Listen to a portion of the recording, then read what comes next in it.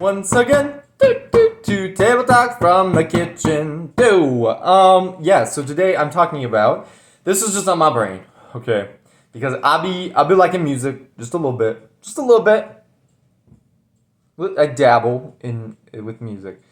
Um just a little bit. I only like, listen to just some stuff. But I was thinking about the importance well, actually, let me rephrase this. I love music, right? I love singing. I love, regardless of how good it is. I love finding new types of music, finding different groups of people, because to me, music is just fun. I think it's so therapeutic, and it's such a good way of storytelling and expressing emotions, and I really feel connected a lot of the time to this. I think everybody, pretty much everybody does. There's a reason why God made music and why it's so universal and in every culture and in every way, and why we have so many instruments. I mean, I think God just knew what he was doing when he talked about music and worship and all sorts of different stuff. And so, anyways, I was I was watching the music video, or like listening to the songs, and I thought about there were some people hating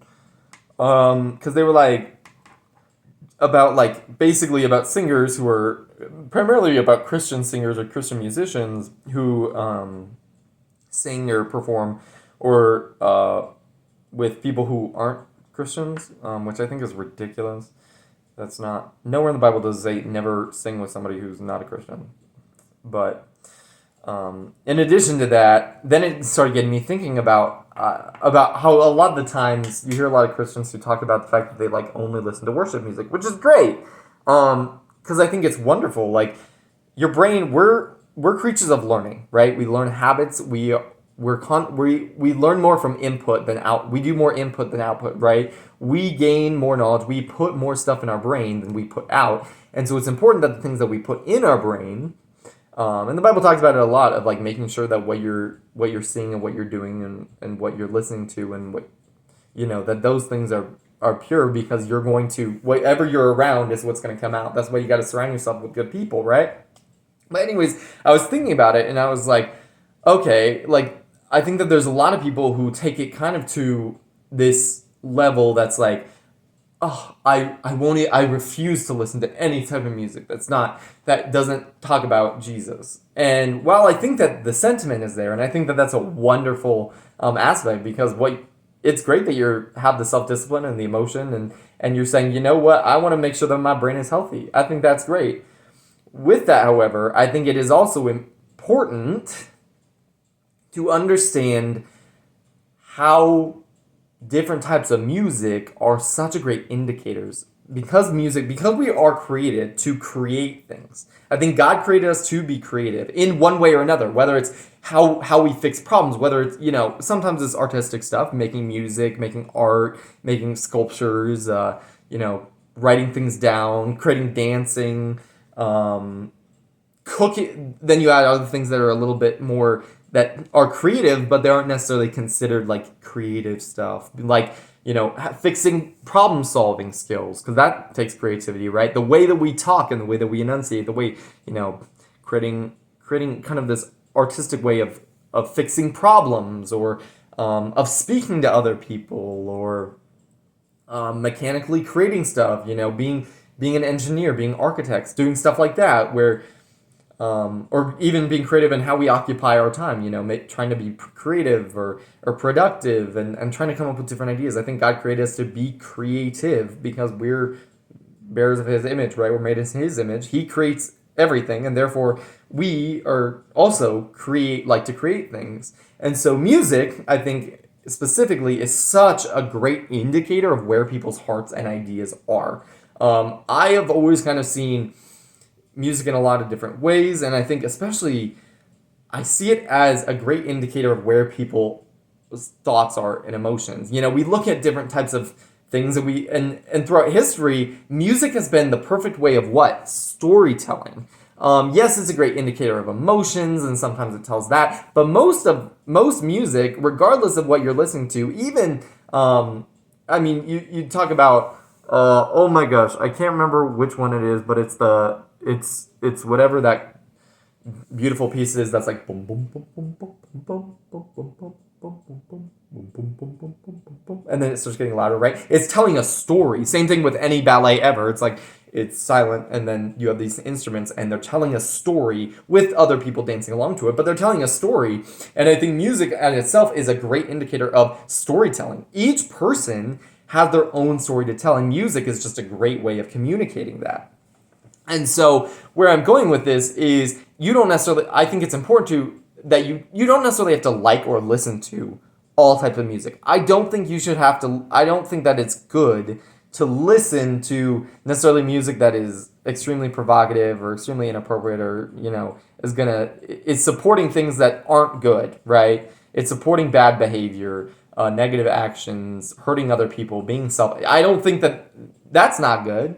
I don't think that you should be necessarily supporting that or listening to it either. However, I do think that it's important not to ignore what that is indicating from those individuals. Because when whoever is writing that music, whoever's creating that music, clearly that's where their heart is. That's where their life is. That's their life story. That's their experience or what they want to experience. That's their wants and their needs. And therefore, it's important to take it, use this discernment and go, okay, I see where this person is. Let's figure out a way that we can help this. Let's figure out a way that we can see this story, be compassionate and understanding, and also come at a way of combating this darkness. I think it's a great indicator of saying, hey, there's this culture, there's this group, there may be this individual, whoever it is and whatever, that is going through a tough time, that is seeing life in a way that isn't necessarily godly. They're seeing this pain, they're going through this pain, they're going through this difficulty. A lot of music is about difficulty, right? It's not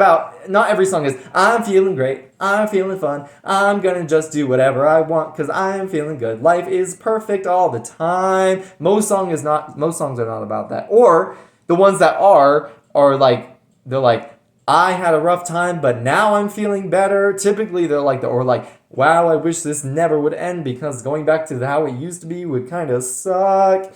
That kind of thing, right?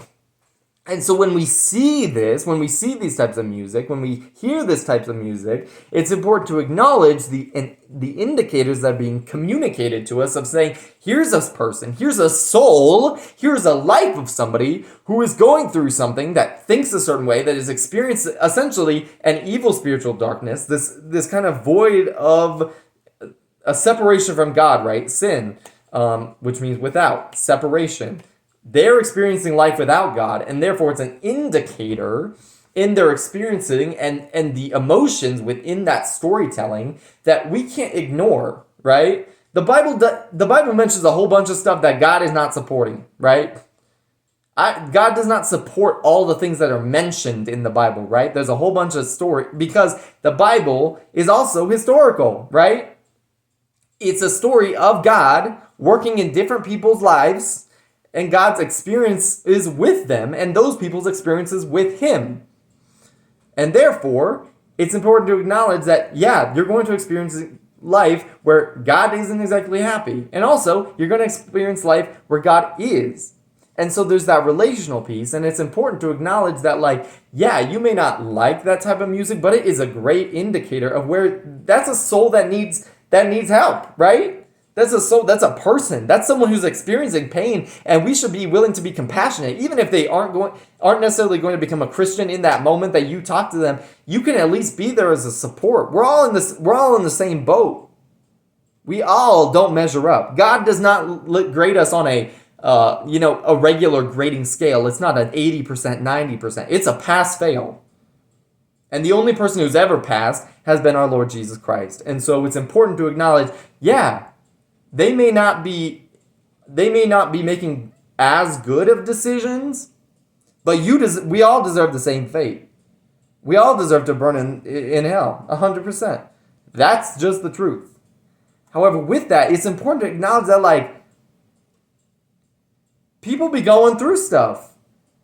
They're telling us something. And so that gives us an opportunity to say either, I'm going to push that away. I don't think that's okay. What's wrong with you? Stay out of my life. I don't want to talk to you. And be these, selfish individuals. Or we can say, you know what? Somebody's going through something. And yeah, you may not be comfortable talking with somebody about that. You may not be equipped to help someone through that difficulty, but that doesn't mean that you can't care and love on them in the way that is possible, right?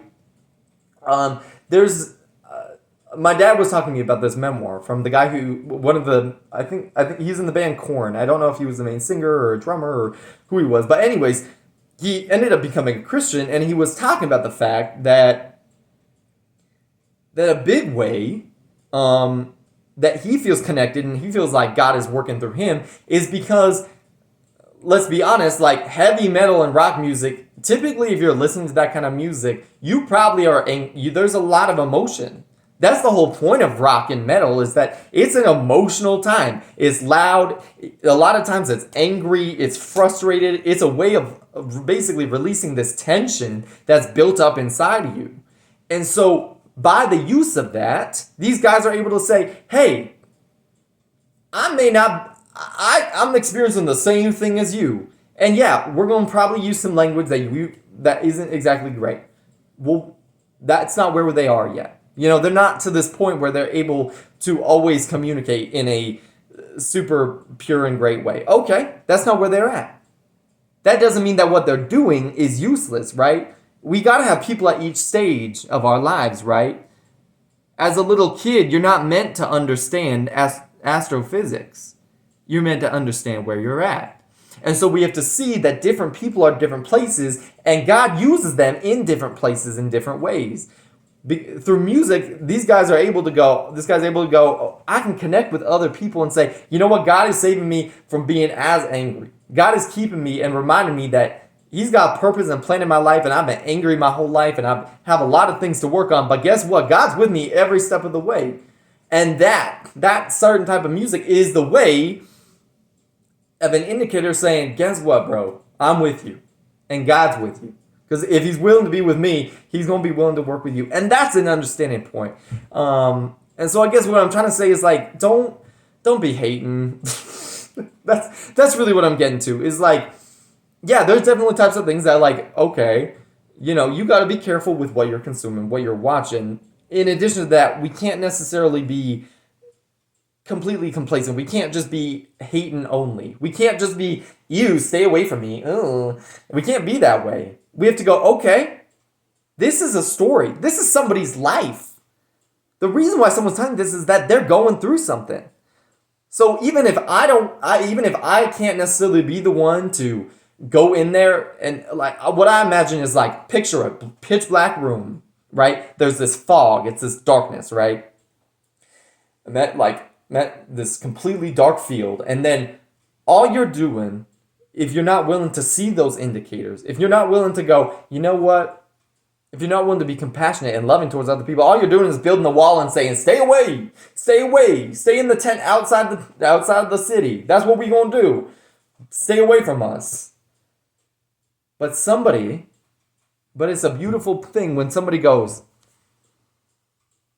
those people in that darkness, one of them needs a blanket. So I'm going to bring them a blanket. I may not be able to see who it is. I may not be, this may not be the thing they need most right now. This may not be the thing that completely changes their life, but I'm willing to bring a blanket.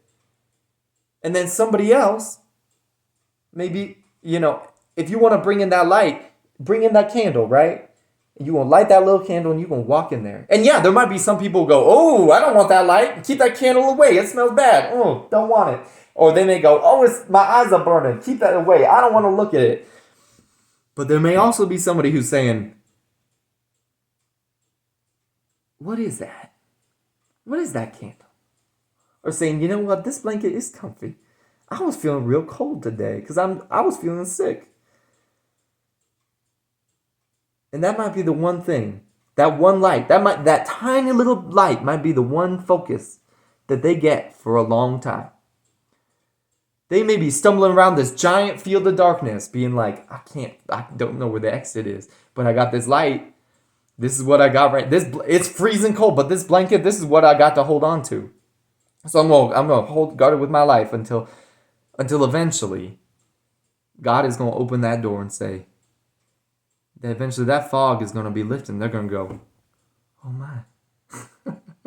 It's like that. What's the analogy? Oh my God! It was an analogy.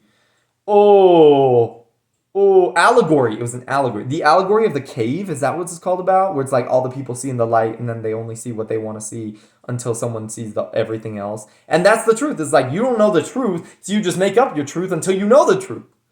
So I think that basically this whole thing is just like, just because other people don't like the kind of music you like, or just because it seems inappropriate, doesn't mean that we should disregard it. Doesn't mean that we should completely say, people are just whack, the world is going to chaos, have this like hopeless negative mindset that people can't be helped and people can't be saved. And instead looking at it as indicators and ways of us saying, you know what, if God can keep me from evil, then he can keep somebody else. If God can if Jesus could have died and taken me off that cross and died for me, then he can do the same thing for them who's going through the same thing. And that story that they're telling in music is an indicator of where their heart is. You know, we can keep praying for them. We got to keep reaching it. You know what I mean? And so using it as more of an indicator and as, you know, I'm not saying start listening to heavy metal necessarily. I'm just saying, like, you got to meet people where they are. Like, come on. I think music's just a great way of storytelling. Same thing with books and TV and art. Like, you don't necessarily have to like it. You don't necessarily have to like the TV show. It doesn't necessarily mean that you should be watching it if your faith isn't necessarily strong enough. Because, like, as I'm saying, you may not be the right person to bring in the blanket. It may be too cold for you. It may be, you know, it might be too dark for you. You might have a heart attack and you might die because you're claustrophobic. And when it gets dark, you get all scared. You're scared the walls are closing in. You feel like you can't do anything. Okay. You may not be, but that doesn't mean you can't give somebody else the say, you know what? Here's the candle. I know there's some people in there who need this. Can you be? But I want to be a part of this. I want to help somebody else help another person. You know, be that positive influence on other people. And that's kind of what I'm saying. I don't know if any of this made any sense. But I just feel like I think a lot of Christians get a bad rap because they're like, I don't want to listen to Christian music. Like, I only listen to Christian music. And, like, I think, and I get where it comes from. And of understanding that, like, yeah, sometimes you're not ready for it. Like, sometimes you're like, I gotta be putting good things in this brain because there's a lot of bad things. And I fully respect that. I just think that it's important that those individuals are honest about that part. And I think that that's the thing that I'm struggling with. My words are getting jumbled, but I think that that's important. And I think not everybody understands that, like, sometimes you just don't want to be dealing with the temptation. Sometimes you just don't want to, you know, you see your negative habits and you're trying to stop it. And unfortunately, I think sometimes that gets communicated wrong. But then sometimes we also have to admit there are some people who they create the law style thinking, which is completely understandable. It's something everybody does in one way or another. We all create these rules and these laws, and we go, just has to, we obsess over them, right? That's what we do as people. But it's important to acknowledge it and go, okay, maybe I'm being too super intense. Maybe I'm not thinking of the whole scope of the situation. I'm only focusing on one aspect. Let me focus on all of it. You know, let me get a bigger picture. And that's all I'm asking is just like, try to have a bigger picture when you encounter things. Try to see that discernment. Try to listen instead of, you know, it's easy and I do it too of like, I'm like, that's whack. Let me stay away. I'm done. I'm not dealing with it. And I do that all the time with a bunch of stuff because I like running away from things and I like being comfortable. Trust me, I get it. But I also want to grow. And so that's why I'm telling myself, like, instead of always looking at it as like, that is some whack thing that somebody's doing. Or like in a TV show, you know, I was watching the show Vikings and like, all these moments, I'm seeing these people doing these whack stuff. They're chopping people up. They're killing each other. They're being violent. They're raping each other. They're doing drugs. They're doing all sorts of weird threesome things. They're basically praising demons that they're calling gods. They're doing all sorts of whack stuff. Like, let's be honest, they were doing some whack stuff. But with that, their actions are telling of where their hearts are and that they are people who need Jesus. They're saying these are people who've been going through a hard time.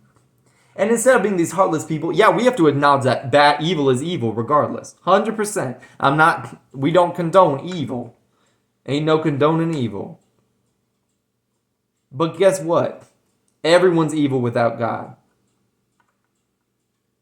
We need Jesus. And so we need the Holy Spirit leading us. And so instead of looking at it as, ooh, stay away, we say, okay, what are the things that are being done? Where are the steps? Where's the heart position? And let's try to find a way to help them out of this darkness. Let's find the blanket. Let's bring the light. Let's do something about it. Let's be proactive about it instead of just saying, ooh, stay away, you bad. Oh, well, don't care. We don't have to necessarily support it. We're going to say, I'm not sacrificing that. I'm not sacrificing like that. I'm not doing that human sacrifice. I'm not going to be taking all these mushrooms and getting high. I'm not going to be doing and having threesomes and killing random people for no reason. Like, I'm not going to be doing that.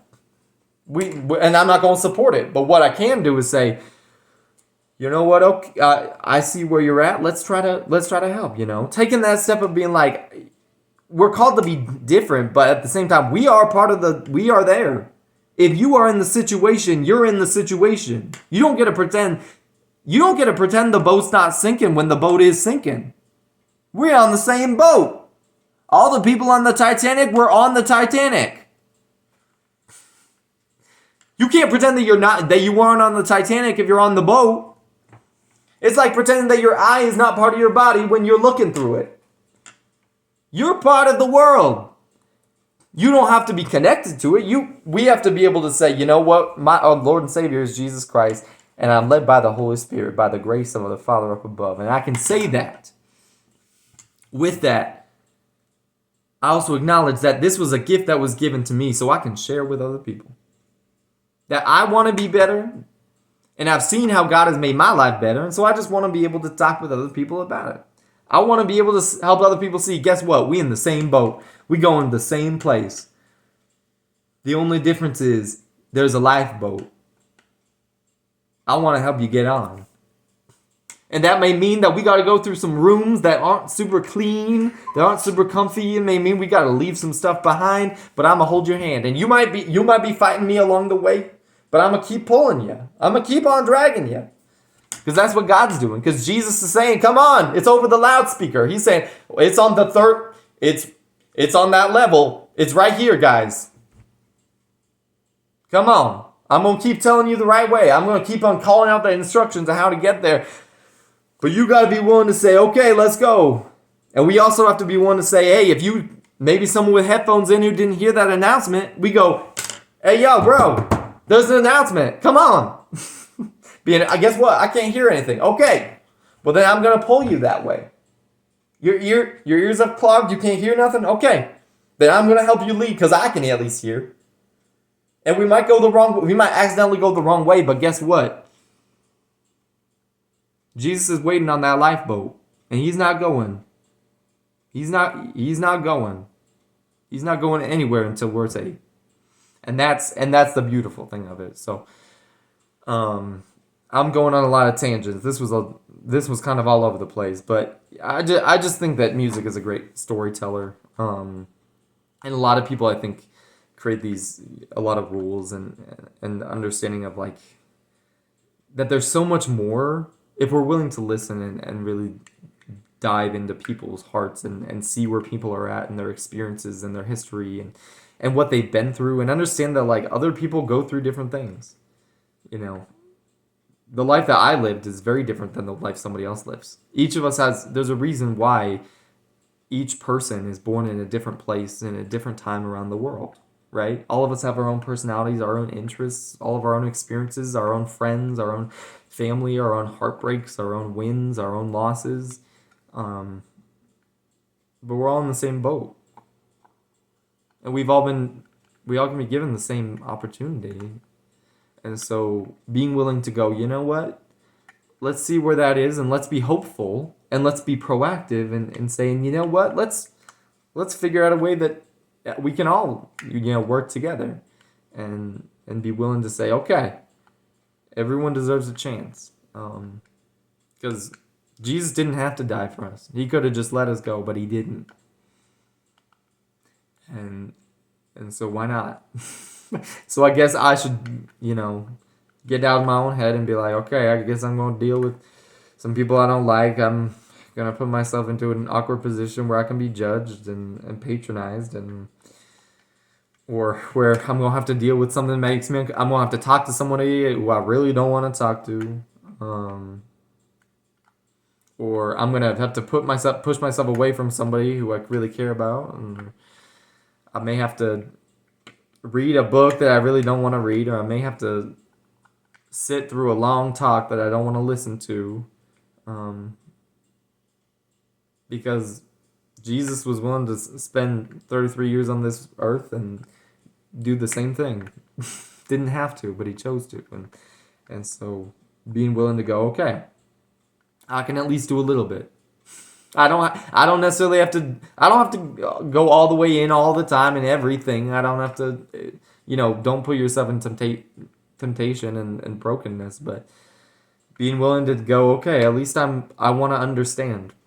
Try to have compassion. You don't have to agree. You don't have to disagree. But just being willing to say, you know what, we're all in this together, and I care. I want everybody to win.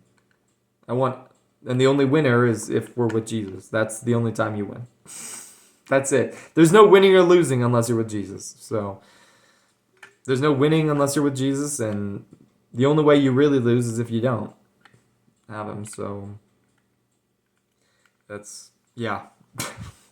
I hope some of that made sense. I know this is like the fourth time I've said that, but I really I like to rant and talk a lot, because I don't always feel like I have that opportunity to. So yeah, if anybody actually listened to this whole thing, that would be so impressive, and I applaud you, and I thank you very much, because that